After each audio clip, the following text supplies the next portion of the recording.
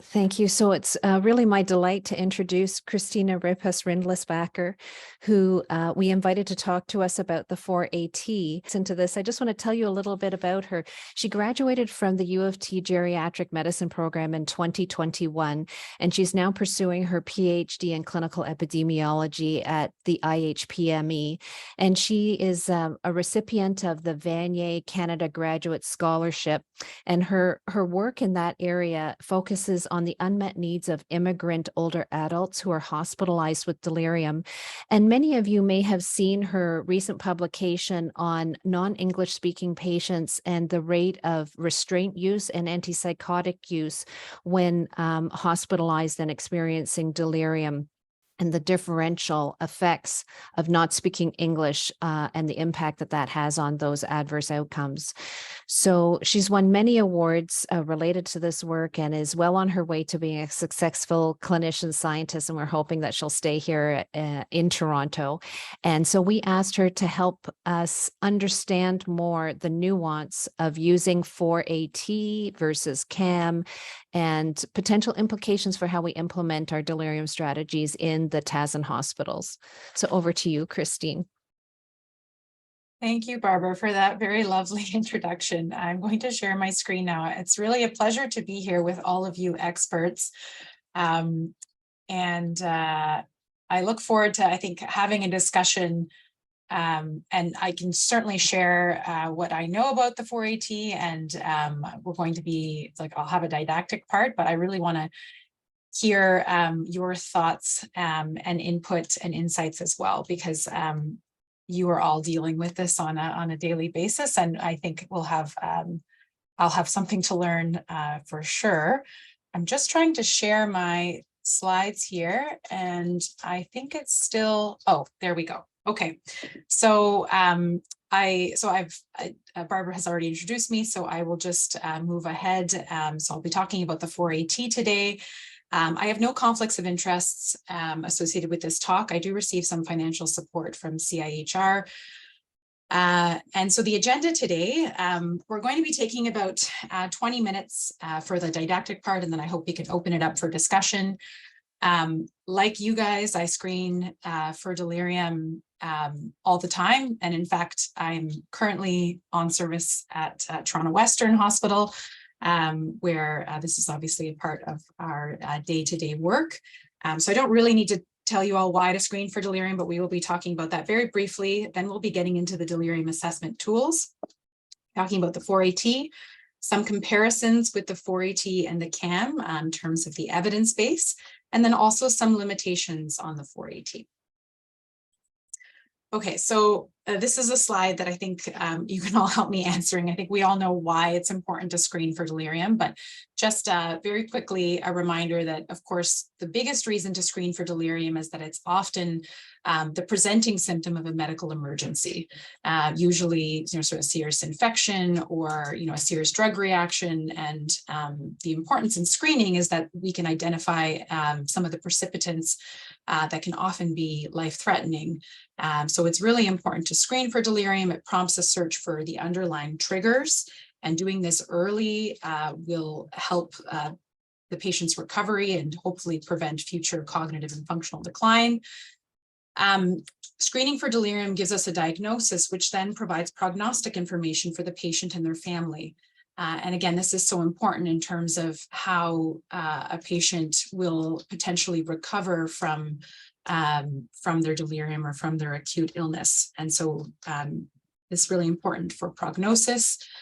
It also allows us to proactively assess distress, which we know is associated with delirium. And so screening for it, identifying it, will help us speak with patients and families about the distress proactively, not sort of when it's too late and people are really scared about what's going on.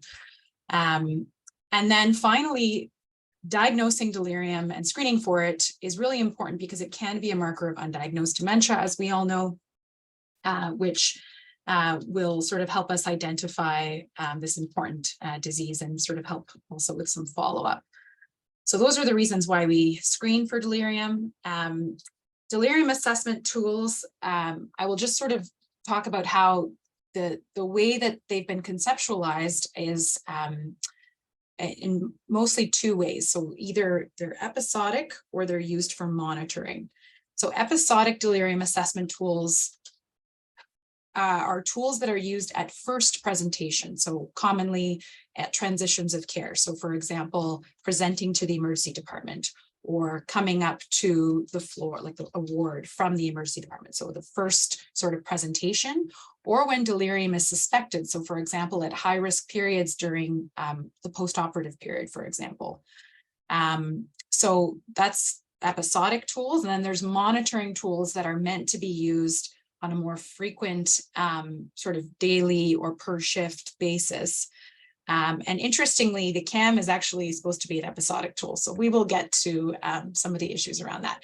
There are also informant tools. So you may have heard of the FAM-CAM or the SQUID, which is the single question in delirium. And these are tools that exclusively use informants, so a patient's family member or friend, to tell you about delirium. And then there are tools that measure delirium severity. There are tools that are used in research, and we will not be talking about those today.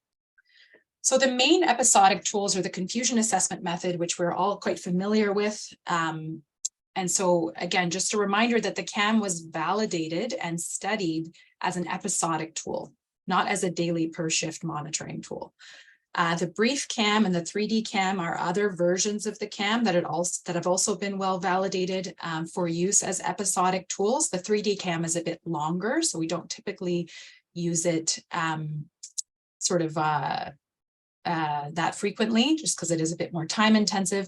And then the 4A's test, or the 4AT test, is also an episodic tool similar to the CAM.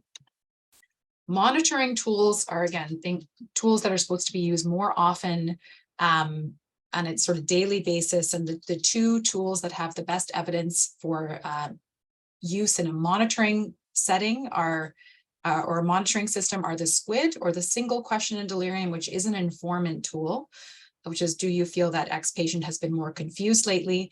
And then the nursing delirium screening scale, which is an observational tool that is supposed to be done per shift, again, has been validated. There's over 13 studies, and it's all observation on behavior.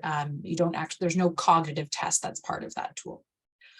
Okay, but we will be talking about the 4AT today, so we'll move on to that. But before we get to the 4AT, I will just quickly put the CAM up here. I know we all are sort of well aware of the CAM components, but I just wanted to point out here that the first two parts of the CAM need to be positive in order for a diagnosis, or sort of a screen positive for delirium. So you have to have an acute change, and often this question needs to be informed by someone who knows the patient, especially in the setting where the person who's doing the screening doesn't know the patient well. So that's important. And then B, inattention also needs to be there, and that needs to be tested through a cognitive test, like asking for the months of the year backwards. And that also requires the person to be awake enough to do the attention testing. So I'm just bringing those things up because we're going to talk about how the 4AT might be able to address some of those limitations. And then we know that C or D needs to be present. So either disorganized thinking or altered level of consciousness. So that's how the CAM is structured. A and B have to be there, and then either C or D. So the CAM has a lot of diagnostic accuracy in the literature. There are over 23 studies, almost 3,000 patients. And when tested as an episodic tool, similar to, I think, what Barb was mentioning, what we see sort of day to day is that the completion rate is quite good, nearly 100% in the research studies, and probably at least 90% in our daily work. The problem is related to the sensitivity being low. So the sensitivity here, even when tested as an episodic tool in sort of the best research environments, it was still poorly sensitive. So still only about a 30% sensitivity. with an unable to assess rating of 12%. And that unable to assess rating usually comes from either the patient being too drowsy to perform the attention testing, or not having an available informant to answer the A part of whether this is an acute change. So the sensitivity is low, even when tested in the literature, and the CAM positive rate is, between 3 and 7%, when really probably it's closer to 10 to 15. It has also been tested as a monitoring tool, although there are less studies here. And again, though the completion rate is high, the positivity rate of the CAM is lower than what we would expect. So again, this leads to a discussion of some problems with the CAM, which you are all well aware of. Either it's not being completed, although I think that's less of an issue now.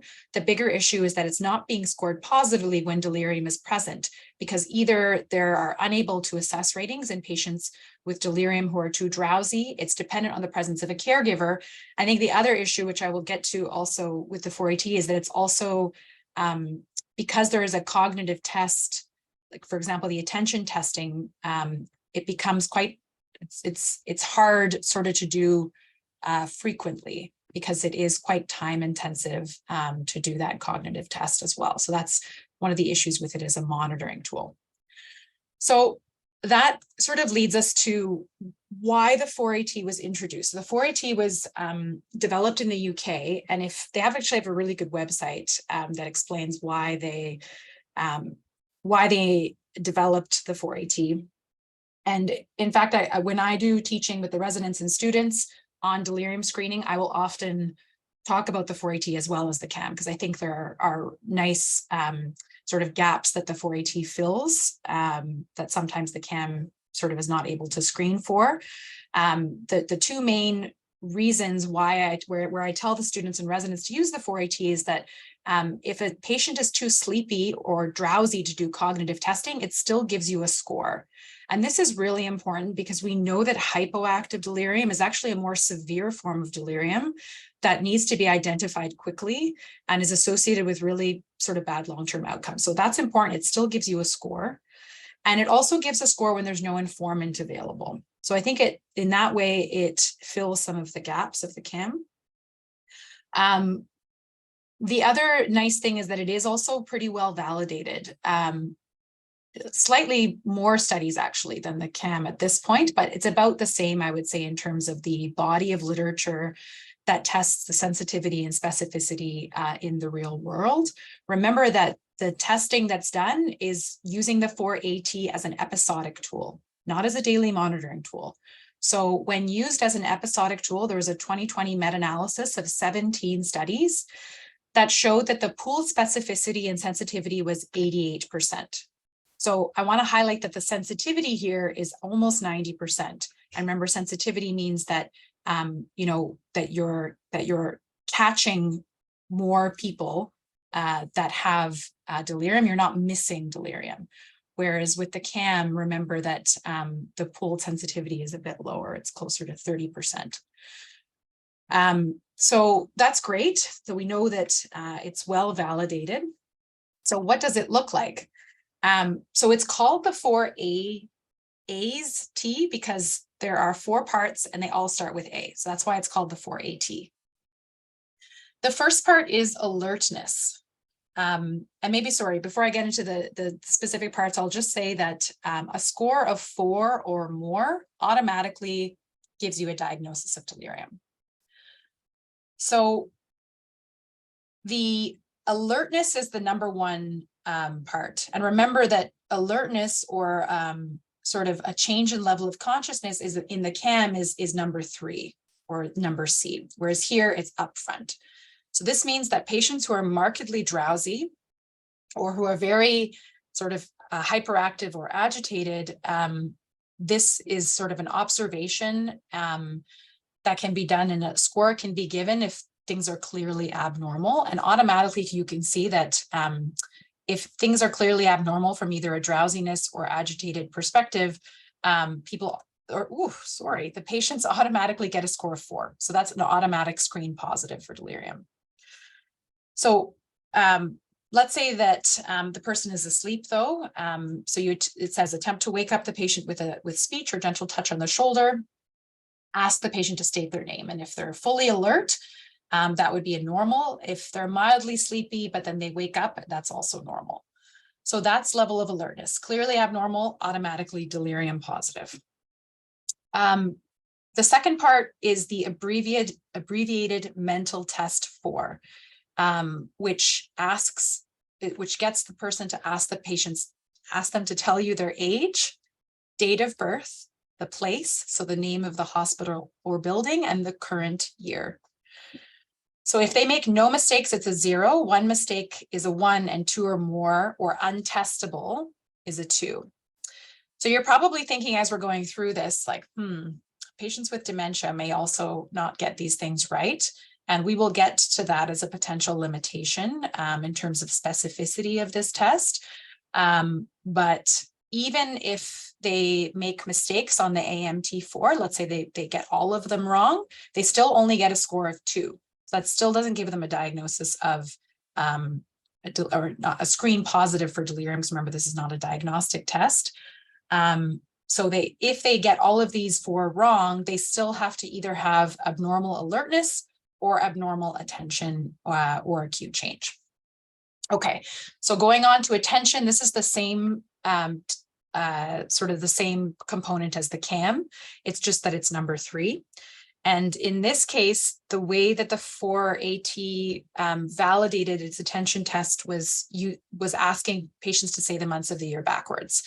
And actually, there are 2 of the 17 studies that still validated it well with days of the week backwards. So, so we all know how to do this. So essentially, you ask them to say the months of the year backwards. And again, if it's untestable, so if they can't start because they're unwell or they're drowsy or they're inattentive, that's automatically a score of 2. And then finally, acute change, which is the first part of the CAM. See here, they've flipped 1 and 4, right? So acute change or fluctuating course, this is still a really important component of delirium, but it's just that if the informant is not available or if we're unsure of the person's baseline and you don't know, the person can still screen positive for delirium. So this is still important. And if there's evidence of a significant change, it's still a yes, and that automatically gives them a 4. So if you score 4 and above, that should prompt further assessment of delirium. That's a screen positive. If you score between 1 and 3, it means that there might be some cognitive impairment present. And if you score 0, then it's normal. Okay, we will get into maybe answering some more questions about that, but I just wanted to quickly say that the 4AT has been compared to the CAM. There is one large diagnostic trial that compared the 4AT and the CAM, published in 2019.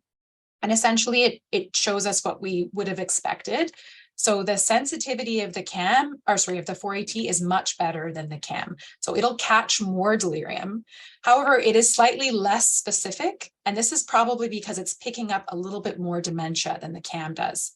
And that's because of what I just described about some of the testing and some of the questions. It may be more likely to pick up just sort of dementia without the acute change and without delirium. But the specificity of 94 is actually still pretty good. So some of the limitations are that the 4AT still needs more clinical implementation. So it's still fairly new. It was developed in 2014.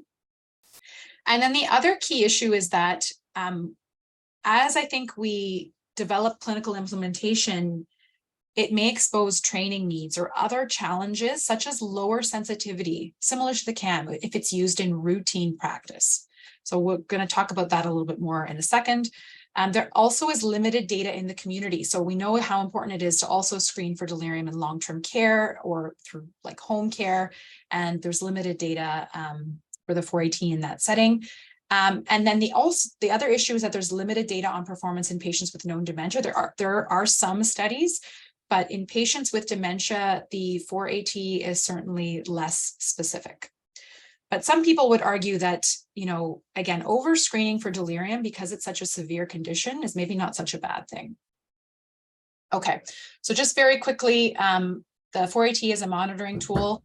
When it's been validated, it can be done for limited periods. So for example, it's been validated in the post-surgical setting, but this is for short-term periods. So not like forever while the person is in hospital necessarily, but in the 3 to 7 days post-surgery. It's possible that daily long-term monitoring may be best done with observational tools. And why? Because arguably it's burdensome for patients and staff to screen every single person, even with something like the 4AT, where you're asking for them to say the months of the year backwards, for example, twice a day. And compliance with tools that require repeated cognitive testing is usually poor. What about language discordance? I just wanted to, because this is an area obviously of interest for me, and like I think an important part of delirium screening in a multicultural city like Toronto. I just wanted to quickly mention this because this was actually one of the first studies that I did in this area when I was a medical student, and I surveyed nurses on their perspectives of like essentially testing or screening for delirium in patients that don't speak English here at this hospital, actually at Toronto Western. And many of them told me that they felt that the CAM was not effective in this population, that they could not confidently and accurately assess for delirium in this population. So there are barriers to screening and challenges with the use of interpretation services and dependence on family members. And I think this is an important area of future research. And I just wanted to quickly say that the 4AT has actually been validated with the use of an interpreter in a multilingual population. This was a study done in Australia. And you can see that, again, with the use of an interpreter, so it's still important that an interpreter is used, but with the use of an interpreter in non-English speaking participants, the specificity of the 4AT was still pretty good. It was 70%, which is still higher than the CAM in the English speaking participants. So bottom line, under detection of delirium remains, anyway, that's a typo there, but it remains a major challenge. The 4AT does have substantial evidence base that supports its validity, and it has a higher sensitivity than the CAM.